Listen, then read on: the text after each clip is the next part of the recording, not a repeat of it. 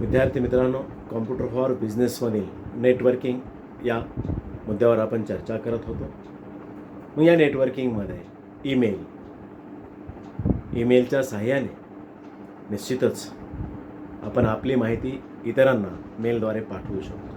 मेलच्या सहाय्याने आपण जगात कुठेही व कोणाशीही संपर्क साधू शकतो. आपण पाठविलेला संदेश जगात कुठेही काही क्षणामध्ये, काही मिनिटाच्या आत, सेकंदात पोहोचतो. अशा प्रकारे आज हे मेल संदेशवहनासाठी अत्यंत महत्त्वाचा आणि जलद असं साधन आहे. मग निश्चितच ईमेलचा खर्च हा त्याच्या अंतरावर अवलंबून नसतो, तर बऱ्याच वेळेस तो संदेशाच्या आकारावर अवलंबून असतो. तो संदेश किती मोठा आहे त्याच्यावर अवलंबून असतो. मग ईमेलद्वारे निश्चितच पत्र असेल, काही रिपोर्ट्स असतील, काही नोट्स असतील, काही फाईल्स असतील, काही डाटा असेल, काही चित्रफित असेल, इत्यादी माहिती ती ईमेलद्वारे आपल्याला पाठवता येते. World wide web WWW world wide web इंटरनेटद्वारे पुरविली जाणारी अत्यंत महत्त्वाची सेवा म्हणजे वर्ल्ड वाईड वेब होय. आपण निश्चितच पाहतो 3W. WWW म्हणजे असंख्य कागदांचा गठ्ठा. हा कागदांचा वेब पेज म्हटले जाते. म्हणजेच इंटरनेटवर जिथं कुठं माहिती साठवली जाते त्याला वेबसाईट असं म्हणतात. प्रत्येक व्यावसायिक किंवा व्यक्तीला जसा पत्ता असतो तसाच पत्ता तो वेबसाईटवरील एखाद्या माहितीला असतो. त्या पत्त्यालाच डोमेन नेम असं म्हटलं जातं. वेबसाईटवर म्हणजेच इंटरनेटला रात्रंदिवस जोडलेल्या संगणकामधील इलेक्ट्रॉनिक्स मेमरी स्पेस, अशी मेमरी स्पेस असणाऱ्या संगणकाला वेब सर्व्हर किंवा होस्ट असं म्हणतात. इंटरनेटला रात्रंदिवस जोडलेल्या संगणकामधील इलेक्ट्रॉनिक मेमरी स्पेस, अशी स्पेस असणाऱ्या संगणकाला वेब सर्व्हर किंवा होस्ट असं म्हटलं जातं. मग ही वेब सर्व्हरची मेमरी स्पेस हा प्रचंड मोठा असतो. असंख्य वेबसाईट्स त्याला जोडलेल्या असतात. डोमेन नेमच्या सहाय्याने वेब सर्व्हरमध्ये प्रवेश करून त्यातील वेबसाईटमधील हवी ती माहिती आपल्याला संगणकातून डाउनलोड करून घेता येते. निश्चितच म्हणूनच कोण्याही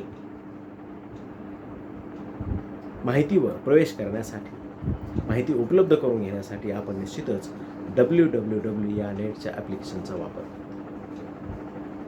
WWW ही नेटच्या ॲप्लिकेशनसाठी वापरली जाणारी माहिती आहे, पण अनेक जण वेबलाच इंटरनेट म्हणतात. म्हणून वेबवर असणे आणि इंटरनेटवर असणे हे दोन्ही एकच नाही. WWW ही एक फक्त इंटरनेटवरच उपलब्ध आहे. ज्याप्रमाणे आपण पुस्तक वाचत असताना आपल्या डोळ्यासमोर असणारे पान म्हणजे संपूर्ण पुस्तक नसतं, तर अनेक पानांचं मिळून ते पुस्तक बनलेलं असतं. त्याचप्रमाणे लाखो करोडो वेबसाईटनी मिळून इंटरनेट ही सुविधा बनलेली असते. मग अशी अनेक दस्तऐवज ही आपल्या इंटरनेटवर असतात आणि ती आज घर बसल्या आपण ई-कॉमर्सच्या माध्यमातून घर बसल्या खरेदी करू शकतो आणि विक्रीही करू शकतो या नेटवर्किंगच्या माध्यमातून. यासोबतच अनेक ग्राफिक्स असेल, संगीत असेल, चित्रपट असेल, अनेक माहिती, मजकूर असेल, छायाचित्र, इतरही माहिती आपल्याला या वेबसाईटवर मिळत असते. त्यासोबतच काही वर्तमानपत्रे असतील, मासिके असतील, काही सायन्सच्या बाबतीत माहिती असेल, देश संस्कृती असेल, मनोरंजन असेल, शैक्षणिक असेल, वैद्यकीय असेल, कला क्षेत्रातील असेल, संगणक विषय असेल, शासन विषय असेल, इत्यादी स्वरूपाची माहिती, जगातील कुठलीही माहिती आपल्याला ती मिळवता येते. मग निश्चितच वर्ल्ड वाईड वेबची कार्यप्रणाली ही कशा पद्धतीने चालते. वेब ब्राउझर WWW याचा वापर, मग या सर्व माहिती, उदाहरणार्थ www.yahoo.com वापरून आपण वेबसाईटवर गेलो म्हणजे आपल्याला पहिल्या पानावर आपणास निश्चितच ती माहिती, आपण जिथं गेलेलो आहोत, WWW हिस्ट्री ऑफ इंडिया जर आपण असं टाईप केलं तर निश्चितच आपल्याला भारताची हिस्ट्री आपल्या वेब पेजवर आलेली दिसेल. मग कोणत्याही स्वरूपाची माहिती जर आपल्याला वेबसाईटवरून घ्यावायचे असेल तर आपण सुरुवातीला www हे शब्द वापरून आपल्याला जी काही माहिती पाहिजे आहे ती आपण सर्च करू शकतो. यालाच आपण लोकप्रिय सर्च इंजिन असं म्हणतो. मग भारताबाहेर देशांची स्थळांची माहितीसुद्धा आपण निश्चितच या wwwचा वापर करून घेऊ शकतो. मग आपल्या वेबसाईटवर काही पारिभाषिक शब्द असतात. काही ब्राउझर म्हणून आपण ज्याला, त्यासोबतच काही वेब सर्व्हर असेल, हा एक प्रोग्राम असून दिलेली माहिती ब्राउझरच्या मागणीप्रमाणे पुरविण्याचे काम हा प्रोग्राम करत असतो. होम पेज असेल, सुरुवातीचं आपलं जे पेज आहे त्याला आपण होम पेज असं म्हणतो. हायपर टेक्स्ट मार्कअप लँग्वेज असेल, हायपर टेक्स्ट ट्रान्सफर प्रोटोकॉल असेल, URL युनिफॉर्म रिसोर्स लोकेटर. मग ही लोकेशन्स असतील, ही सर्व संगणकामध्ये इंटरनेटची माहिती वापरण्यासाठी आपण त्याचा वापर करत असतो. मानवी जीवनामध्ये निश्चितच आज संगणकाचा वापर मोठ्या प्रमाणात वाढलेला असल्या कारणाने जुन्या काळापेक्षा निश्चितच आज टेलिफोन, फॅक्स ही माध्यमे केव्हाच मागे पडलेली आहे. मोबाईलचं युग, संगणकाचं युग आज मोठ्या प्रमाणात उदयास आलेलं आहे. संगणकाच्या साहाय्याने ही सर्वच माहिती, एवढंच नव्हे तर अनेक कार्यालयीन कामे, अकाउंटिंगची कामे, संशोधनाची कामे आज संगणकावर मोठ्या प्रमाणात केली जात आहे. आणि त्यासाठी लागणारा डाटासुद्धा आज संगणकाद्वारेच उपलब्ध करून घेतला जात आहे. मग निश्चितच सध्या आधुनिक तंत्रज्ञानात नेटवर्किंगसाठी सॅटेलाईटसोबतच फायबर ऑप्टिकल केबल्सचाही वापर मोठ्या प्रमाणात वाढू लागलेला आहे. नेटवर्किंगच्या या सर्व जाळ्याला आज मोठ्या प्रमाणात विणल्यानं आपण आज पाहतो. मग निश्चितच कोणत्याही व्यवसायामध्ये, शैक्षणिक संस्थांमध्ये, विद्यापीठामध्ये, रिसर्च सेंटरमध्ये, वैद्यकीय क्षेत्रामध्ये निश्चितच आज मोठ्या प्रमाणात संगणकाचा वापर होऊ लागलेला आहे. लॅन असेल, वॅन असेल, मॅन असेल, याचाही वापर निश्चितच आज मोठ्या प्रमाणात केलेला आपल्यास आढळून येतो. मी यासोबतच जगामध्ये आज सर्वच ठिकाणी इंटरनेटचा वापर मोठ्या प्रमाणात होत असलेला आपल्याला आढळून येतो. इंटरनेटमध्ये एका जाळ्यातील संगणकाला दुसऱ्या जाळ्यातील संगणकाच्या संपर्कासाठी जे नियम अथवा कार्यप्रणाली ठरवण्यात आली आहे त्याला प्रोटोकॉल्स असं म्हटलं जातं. त्यामुळे प्रत्येक माहितीसाठी निश्चितच एक ॲड्रेस दिलेला असतो, म्हणजे पत्ता असतो. यालाच त्या नेटवर्किंगच्या भाषेमध्ये इंटरनेट प्रोटोकॉल ॲड्रेस असं म्हटलं जातं. संगणकाला संख्येऐवजी एक सोपं नाव देण्याची पद्धत सुरू झालेली आहे. त्यालाच आपण डोमेन नाव असं म्हणतो. डोमेन नेम सिस्टीम असं म्हटलं जातं. अशा डोमेन नावातील शेवटची 3 अक्षरे, ती माहिती कोणत्या विभागाची आहे, कोणत्या देशातील आहे, कशा स्वरूपाची आहे, हे निश्चितच त्यावरून माहिती होतं. तसेच अमेरिकेचे शासकीय नेटवर्क आंतरराष्ट्रीय स्तरावर, जसं IN इंडिया असेल, अशा ह्या नावावरून सुद्धा, डोमेन नावाचा वापर करून सुद्धा ही माहिती त्या कोणत्या देशाची आहे हे ओळखण्यासाठी निश्चितच माहिती होती.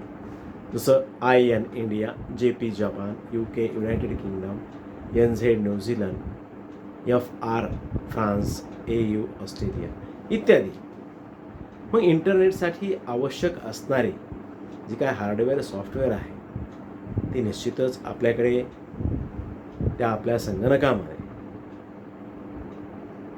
आपला यूज, आपला वापर, त्याची क्षमता याच्यानुसार ती सर्व सिस्टीम आपली ऑपरेट करायची सिस्टीम ही अद्यावत अशी आणि चांगल्या पद्धतीनं मेंटेन केलेली असली पाहिजे. इंटरनेटद्वारे निश्चितच आज तरी सगळ्यात जास्त इंटरनेटचा वापर हा शैक्षणिक क्षेत्रामध्ये, वाचनासाठी, रीडिंगसाठी, कम्युनिकेशनसाठी, एंटरटेनमेंटसाठी मेडिकलसाठी, पर्यटनासाठी, व्यापारासाठी, नोकरीविषयक सर्चिंग त्याच्यासाठी, एवढंच नव्हे मॅरेजसाठी, पब्लिकसाठी, विद्यार्थ्यांसाठी, आम जनतेसाठी, शिक्षक व तज्ज्ञांसाठी, रिसर्च संशोधन करणाऱ्या ठिकाणी व संशोधनकर्त्याला या संगणकाचा वापर आज मोठ्या प्रमाणात निश्चितच वाढलेला आहे. मग इंटरनेट वापरत असताना निश्चितच आपण काळजी घेतली पाहिजे. जसे काही माहिती, काही मेल ॲड्रेस, काही गोपनीय माहिती एका ईमेलवरून दुसऱ्या ईमेलवर पाठवत असताना निश्चितच त्यातील काही गृहीतके गोपनीयता पाळली जात असते. मग आज ईमेलच्या माध्यमातून निश्चितच आपण एखादं पत्र असेल, डाटा असेल, एखादा रिपोर्ट असेल, निश्चितच एखाद्या संबंधित कंपनीला, संबंधित व्यावसायिक क्षेत्रामध्ये संबंधित व्यक्तीला निश्चितच आपण ईमेलच्या सहाय्याने त्याला ती माहिती, परंतु त्यासाठी ज्या व्यक्तीला ईमेल पाठवायचा आहे त्या व्यक्तीचा मेल ॲड्रेस आपल्याकडे असणं अत्यावश्यक असतं. मग अशा स्वरूपात आपण ती माहिती पाठवू शकतो आणि यासोबतच ईमेलद्वारे आपण माहितीसुद्धा घेऊ शकतो. पण जोपर्यंत संदेश ग्रहित्याला संगणक त्याच्या इंटरनेटला जोडल्या जात नाही तोपर्यंत ती माहिती त्याला कळणार नाही. आपण अर्जंट ईमेल पाठवलेला असेल, समोरची व्यक्ती ही संगणकावर असणे किंवा त्यांनी ईमेल पाहणे गरजेचं असतं, जेणेकरून आपला पाठवलेला ईमेल त्या संबंधित व्यक्तीला मिळालेला असेल. निश्चितच ईमेलच्या माध्यमातून सुद्धा आज कम्युनिकेशनचं प्रमाण खूप मोठ्या प्रमाणात वाढलेलं आहे. ईमेलचा दुसरा उपयोग म्हणजे विशिष्ट आवडीच्या विषयावर चर्चा करण्यासाठी सुद्धा होतो. मग मेलिंग लिस्टचं काम म्हणजे आवडीच्या विषयावर चर्चा करणाऱ्या लोकांसाठी एक गट तयार केला जातो.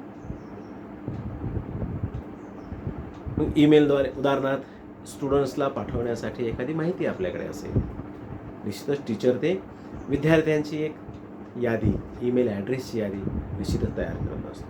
मग एखादा डाटा हा अनेक विद्यार्थ्यांना एका क्लिकवर तो पाठवला जातो. मग ईमेलद्वारे कितीही मोठा संदेश आपल्याला पाठवता येतो, लिहिता येतो, टाईप करता येतो. जेवढा वेळ ह्या टेलिफोन बिला एवढा ह्याचा खर्च निश्चितच नसतो. म्हणूनच खर्च वाचवण्यासाठी आज संक्षिप्त स्वरूपात ईमेलचा वापर मोठ्या प्रमाणात केला जातो. या ईमेलद्वारे निश्चितच टायपिंगचं काम असेल, प्रिंटचं काम असेल, पत्त्याचं काम असेल, पोस्टाची तिकीटे असतील, टपाल टाकणे, घेणे, या सर्वच गोष्टी वाचलेल्या आहेत आणि सर्वात महत्त्वाचं म्हणजे वेळ वाचलेला आहे. मग ईमेलचे फायदे हे आज जगात कुठेही व कोणाशीही संपर्क साधता येतो. हे एक अत्यंत जलद गतीने होणारं संदेशवहन म्हणजे ईमेल होय. ईमेलद्वारे आपण निश्चितच मला सांगितल्याप्रमाणे रिपोर्ट असेल, डाटा असेल, पत्र असतील किंवा फाईल्स असतील ती पाठवता येतात. आणि ही सर्व सेवा वर्ल्ड वाईड वेबच्या माध्यमातून संगणकाचा वापर करून निश्चित माहितीचं संकलन करून, माहिती घेऊन त्या माहितीवर प्रक्रिया करून निश्चितच आपण या www म्हणजे असंख्य कागदांचा गठ्ठा, एक मोठं पेज ज्याला आपण म्हणतो, त्यालाच आपण वेब पेज असं म्हटलं जातं. त्यासोबतच इंटरनेटमध्ये ज्या काही वेबसाईट्स असतात त्या प्रत्येक वेबसाईटला एक ॲड्रेस असतो, यालाच आपण डोमेन नेम असं म्हणतो. वेबसाईट म्हणजे इंटरनेटला रात्रंदिवस जोडलेल्या संगणकामधील इलेक्ट्रॉनिक मेमरीचा स्पेस होय. अशी मेमरी स्पेस असणाऱ्या संगणकाला वेब सर्व्हर किंवा होस्ट असं म्हटलं जातं. वेब सर्व्हरची मेमरी स्पेस जास्त असते व असंख्य वेबसाईट्स त्याला जोडलेल्या असतात. www ही एक जगभर पसरलेली सेवा आहे. हे एक माहितीचे भांडारच आहे. वेबसाईटवरील माहिती मोफत मिळविता येते. अनेक जण वेबलाच इंटरनेट म्हणतात, ते चुकीचे आहे. वेबलाच इंटरनेट म्हणतात ते चुकीचे आहे. वेबवर असणे आणि इंटरनेटवर असणे हे दोन्ही गोष्टी एकच नाही. कारण www ही सुविधा फक्त इंटरनेटवरच उपलब्ध आहे. ज्याप्रमाणे निश्चितच आपण पुस्तकाचा वापर करतो, त्याचप्रमाणे लाखो करोडो वेबसाईटने मिळून बनलेली ही इंटरनेटची सुविधा बनलेली आहे.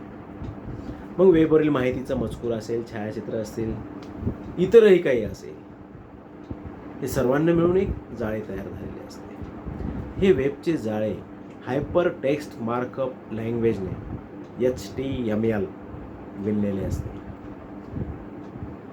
European centre for nuclear research या संशोधन केंद्राने वेब संशोधित व विकसित केले आहे. European centre for nuclear research या संशोधन केंद्राने वेब संशोधित व विकसित केलेला आहे. वेब सर्व्हर हा एक प्रोग्राम असून याचा उद्देश म्हणजे इतर संगणकांनी मागणी केलेली सेवा पुरवणे हा असतो. माहिती निश्चित कुठे शोधायची हे माहिती नसल्यास सर्च विंडोमध्ये आवश्यक माहितीच्या संदर्भातील विषय आपण टाईप केल्यास त्या विषयाशी संबंधित असलेली सर्व संपर्काची माध्यमे, संदर्भित विषय आपल्याला वेबसाईटच्या लिंक क्षणात दिसू जातात, निश्चितच दिसतात. मग यासोबतच आज वेब ब्राउझर हा एक प्रोग्राम असून तो वेबवरील माहिती पाहण्यासाठी व संगणकाला आपल्याला त्यामध्ये उतरून घेण्यास मदत करतो. यालाच वेब क्लायंटही म्हटलं जातं. वेबसाईटचा पत्ता माहीत नसल्यास सर्च इंजिन आपण माहिती शोधण्यास आपल्याला निश्चितच मदत करतो. पण विद्यार्थी मित्रांनो, इंटरनेट आज या इंटरनेटचा वापर निश्चितच आपण वापरत असलेल्या मोबाईलमध्ये आज संगणक असेल, मोबाईल असेल, जर त्याच्यात नेटवर्क नसेल तर ते असून नसल्याचं मला आहे. म्हणून निश्चितच इंटरनेटच्या माध्यमातून आपण आज सर्वस्वी त्या इंटरनेटच्या माध्यमातून जसं खरेदी विक्रीसोबतच वेगवेगळ्या कंपन्याकडून आपण आज घर बसल्या अनेक आर्थिक व्यवहारसुद्धा, नेट बँकिंग असेल, इंटरनेट बँकिंग, या सर्वच प्रकारची आर्थिक व्यवहारसुद्धा आपण आज घर बसल्या करू शकतो. ती म्हणजे या इंटरनेटच्या माध्यमातून, संगणकाच्या माध्यमातून आणि तुमच्याकडे असलेल्या त्या मोबाईलच्या माध्यमातून. जर आपण नेटवर्किंगचा वापर करत असाल तर मग अशा वेळेस जर आपलं नेटवर्क कमकुवत असेल तर निश्चितच आपण त्या नेटवर्कचा वापर करू शकणार नाही. यासोबतच जर आपलं नेटवर्किंग खूप चांगल्या पद्धतीचं आहे, परंतु समोरच्या क्लायंटचं, ज्या कोण्या व्यक्तीला आपल्याला संबंधित व्यक्तीशी काही ट्रान्झॅक्शन्स करावायचे असतील, त्यांच्या वेबसाईटला जर प्रॉब्लेम असेल तरीसुद्धा आपण तो त्यांच्या नेटवर्किंगचा दोष असल्याकारणाने तो व्यवहार, ती प्रक्रिया करू शकत नाही. पण निश्चितच विद्यार्थी मित्रांनो, आजही सर्वच क्षेत्रातील माहिती या संगणकामध्ये इंटरनेटद्वारे मिळवता येते. आजही आपण कोविड-19च्या काळामध्ये कोणी मनोरंजनासाठी केलं असेल, कोणी अभ्यासासाठी केलं असेल, कोणी त्या कोरोनावर मात करण्यासाठीची काही औषधी असतील ती शोधण्यासाठी असेल,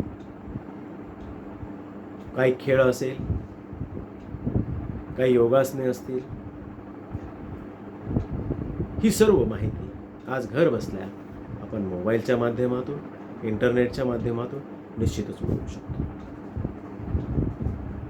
मग ही विविध स्वरूपाची माहिती, वेगवेगळ्या प्रकारची सर्क्युलर्स, महाविद्यालयातील नोटीस, महाविद्यालयातील वेगवेगळ्या सूचना, या निश्चितच आपल्याला आपल्या मोबाईलच्या माध्यमातून मेसेजद्वारे निश्चितच या इंटरनेटच्या वापराद्वारे आपल्यापर्यंत पोहोचविल्या जातात. म्हणूनच इंटरनेटचा वापर हा निश्चितच आज मोठ्या प्रमाणात वाढलेला आपल्याला दिसून येतो. थँक्यू.